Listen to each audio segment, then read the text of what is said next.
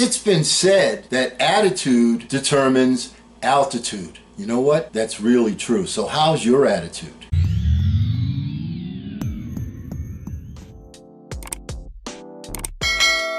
Hello again, everyone. I'm Eli's dad with Project Eli, where we educate, we lead, we inspire.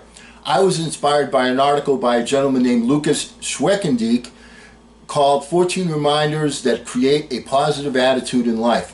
We've gone over the first 7 in our previous video. Let's pick it up right where we left it off with attitude helper number 8. Find the way, not the excuse. You know, when people pursue any particular endeavor, there's always only 2 outcomes. One, they're going to achieve the outcome and they're going to work hard to do that, or they're going to make an excuse why they couldn't achieve the outcome and they're going to work hard to do that too. So people are working hard regardless. Point is, do you want to be the guy that works hard and achieves, or do you want to be the guy that works hard and makes excuses? I'll leave that up to you. Number 9, it's all about happiness. You know, when you're thinking about what it is you want to accomplish, sometimes we get distracted and we start doing things just because it seems like the right thing to do.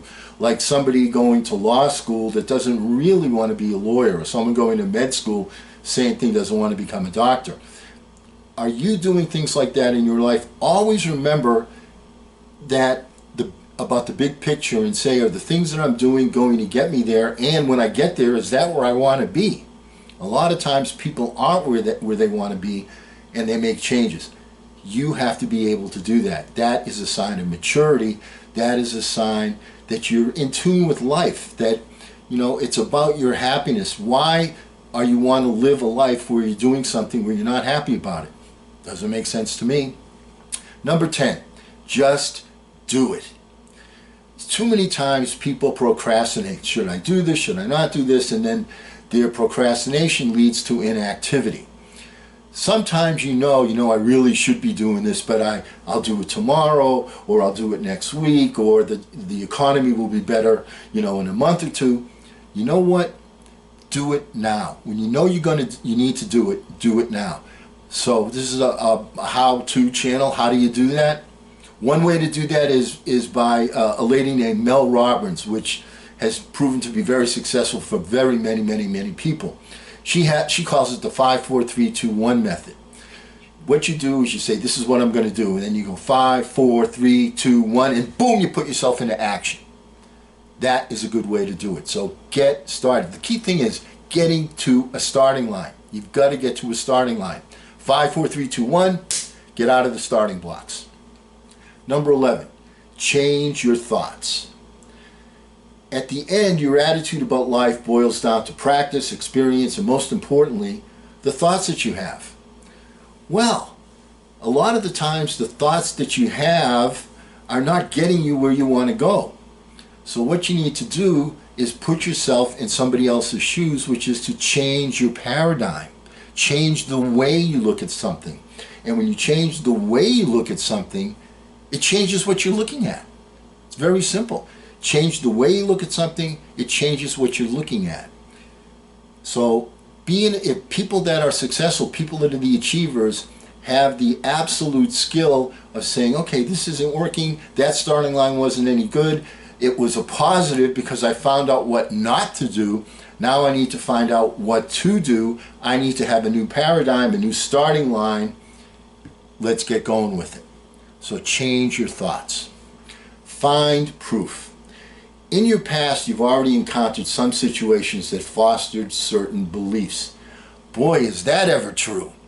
We are all programmed from birth.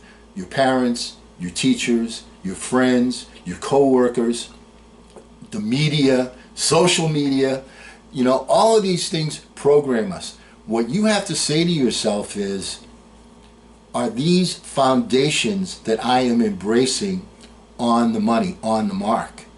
And a lot of times you're going to find that they're not. So you need to question the foundational paradigms that we all possess and make sure that it's the one that you want to follow. So, sometimes you got to step away from your parents, okay? And these things affect you for your whole life. I'll give you a quick example. You know, my dad was about the least mechanical person on the planet, and I, as his son, have followed in those footsteps. Changing a tire for me is like a major thing to do. But that's my mindset. Now, there have been positions where I've had to do that, so I roll up my sleeves, 5, 4, 3, 2, 1, take out the jack, boom, boom, boom, let's go. But you have to be able to do that with things in life, and you first have to recognize that you have been programmed. Make sure that you're able to see another perspective, another point of view, and make sure that that programming that you have is on target. And if it's not, then you have to change your thinking, don't you? Accept it. Okay, we all run into issues, we all run into challenges. Here's the key things when you have a certain situation. How do you overcome the challenge? First thing you have to do is accept it as it is. Not better than it is, not worse than it is, but as it is. And then once you do that, you are then in a position to envision something that is much better. Does that make sense? And then create your starting line and move towards that new objective. But first you have to accept things as they are. And too many people make things, oh, woe is me, worse than it is, or better than it is. They look at things through, rose-colored glasses. You can't do that. You have to see things clearly as they are and accept them and then envision something better. 14, worrying serves no purpose. So many people spend their lives worrying about this and worrying about that, so on and so forth. And those people find themselves on a treadmill. They're not going anywhere. They find themselves more in quicksand than on a treadmill. Here's my thought about worrying. Do you know what worry is? Worry is paying interest on a debt that's not even due yet. You haven't even taken out the loan and the bank's asking you to pay interest. Hello, McFly. Does that make sense? Does that seem like a positive thing to do? You can't worry about things that haven't happened. You can prepare, but you can't worry about them. You can't let them take over your life. Worry is like paying a debt before it's due. You certainly don't want to do that if you want to be in that 5% group, because you want to keep your focus on the end result. All right, let's quickly summarize the 14 little clues according to the author Lucas Schweckendieck, and of course I added my personal 2 cents. All right, number 1, leave things simple. Chunk things down, break them into small components. When something, if you have such a big complicated thing, chunk it down to small components, make it simple, make your starting line simple, give yourself momentum, and let the law of inertia carry you forward. Let stuff go. Hey, remember, in the car, you got the windshield, you get the rear view mirror. The rear view mirror is that big, the windshield is that big. Where should your focus be when you're driving? Through the windshield. If you keep looking through your rear view mirror, you're not going to be going anyplace anytime real soon. Make sense? 3, be courageous. The things in life that are most exhilarating are the things that you do where you had to take a little bit of a chance. The example I gave is going on the roller coaster, and you're afraid, and then finally you get dared into it and you go on there, you're with your girlfriend and, you don't want to be a wuss. All right, I'll go on the roller coaster. You go on the roller coaster and it's like, let's go again. All right, but you don't know that until you have the courage to strap yourself in. Hold yourself accountable. People are not going to accept the blame for things that you're not able to do. They hold you accountable. You know how it starts to be successful? When you hold yourself accountable. If something doesn't get done, you have to say, all right, there was a failure there. I've learned a way not to get something done. I need to find a new starting line that will perhaps project me on the path that is going to help me to get it done. Be accountable. People that are successful base themselves on results, not time spent. That's a salary mentality. Oh, I'm 9 to 5. That's the end. The people that are the leaders are the ones that say, hey, the key thing is getting the job done. If it takes a little extra, then I'm going to do a little extra. So hold yourself accountable. Be results oriented.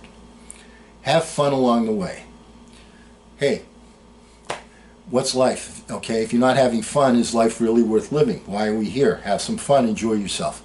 Number 6, remember this was your idea. Hey, you're the one that's in control of your life. You're the ones that comes up with the ideas. If you don't like the ideas, change them. 7, get busy. Fill your life with activities, not distractions, with activities.